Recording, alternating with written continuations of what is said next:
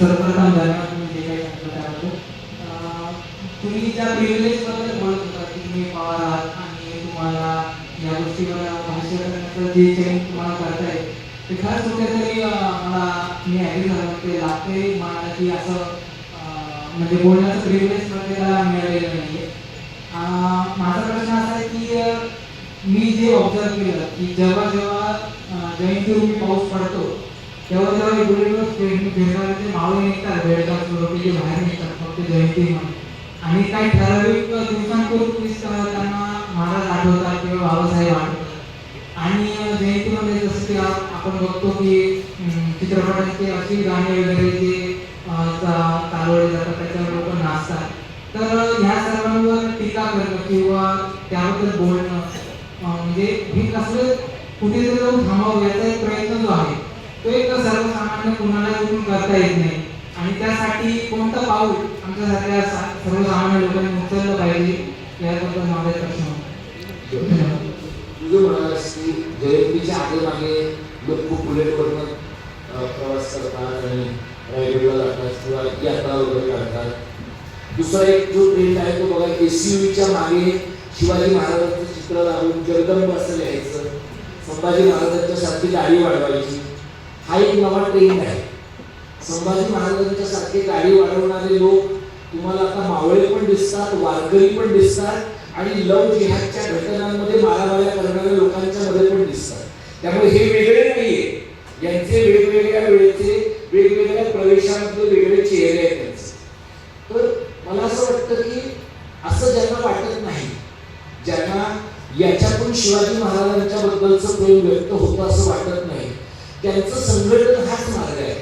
म्हणजे आता सांगलीमध्ये साताऱ्यामध्ये मनोहर कुलकर्णीचं एवढं प्रस्थ आहे की त्याने ठरवलं तर तो दंगली घडवू शकतो आणि त्याने दंगली घडवलेल्या आहे.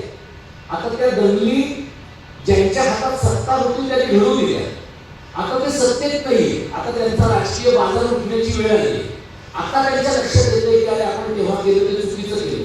उशिरा का होईना जर कळलं असेल तर नव्याने लोकांचं संघटन करण्यासाठी उभं राहणं आणि पूर्ण फ्रेश मुलं हे जे सगळे लोक आहेत ना जे सिम्बॉलिक प्रेम करणारे गाडी वाढवणारे आणि हे सगळे जे आहेत हे प्रचंड हिंदुत्ववादी लोक आहेत. या सगळ्या माणसांकडनं काहीही शिवधर्माचं भलं होणार नाहीये.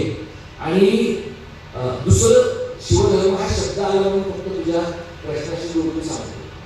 साळुंख्यांनी शिवधर्माची स्थापना केली आणि अशा प्रकारच्या वेगळ्या धर्माची स्थापना करण्याची काय गरज होती हा प्रश्न तेव्हाही अनेकांना पडला होता, आजही पडतो.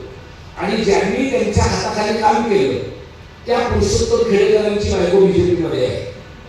म्हणजे आपण वैचारिक नेतृत्व देताना आपल्या वैचारिक नेतृत्वाचा फायदा घेऊन माणसं हिंदुत्वाच्या पालख्या तर मोठ्या करत नाहीत ना याचा पण एक विचार केला पाहिजे. पण माझ्यासारख्याला दिसतं ते म्हणजे पूर्ण समांतर अशा स्वरूपाचं संघटन जे राजकीय सांस्कृतिक संघटनच आहे. म्हणजे हिंदुत्वाच्या फॅसिस्ट लाटेशी लढण्यासाठी कोणत्याही प्रकारचं एनजीओ करण पुरेल असं मला अजिबात वाटत नाही. ते आपल्याला एनजीओ करण्याच्या पातळीवर जिवंत राहू देणार नाही. त्यामुळे राजकीय सांस्कृतिक ताकद उभी करणं हाच मला वाटत.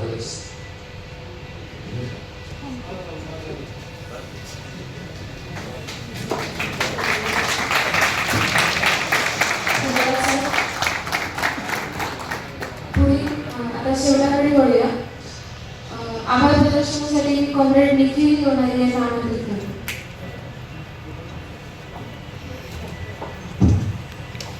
AISF ही विद्यार्थी संघटना असून विद्यार्थी प्रश्नांवर काम करते. मी ते उपस्थित तरुण विद्यार्थ्यांना आवाहन करतो की ज्यांनी या संख्येत सामील व्हायचे आहे त्यांनी मला संपर्क करा. सोबतच आपण जे गरजू विद्यार्थी जे अत्यंत खडखड परिस्थितीत शिक्षण घेऊन 10वी 12वी पास करतात अशा विद्यार्थ्यांना शैक्षणिक मदत करतो. बाहेर डोनेशन बॉक्स आहे तिथे तुम्ही डोनेशन करू शकता. डॉक्टर नरेंद्र दाभोलकर विवेक व्याख्यानमाला पुष्प 149. आजचे आपले व्याख्याते डॉक्टर दीपक पवार यांनी आपल्या सर्वांना कोण शिवप्रेमी कोण शिवप्रेमी या विषयावर व्याख्यान मार्गदर्शन केल्याबद्दल त्यांचे ASF नाशिक व डॉक्टर नरेंद्र दाभोलकर विवेक व्याख्यानमालेच्या वतीने मनपूर्वक आभार मानतो. व्याख्यानमालेच्या समन्वय समितीचे देखील आभार मानतो की त्यांनी आम्हाला हा व्याख्यान आयोजित करण्याची संधी दिली व सहकार्य केले.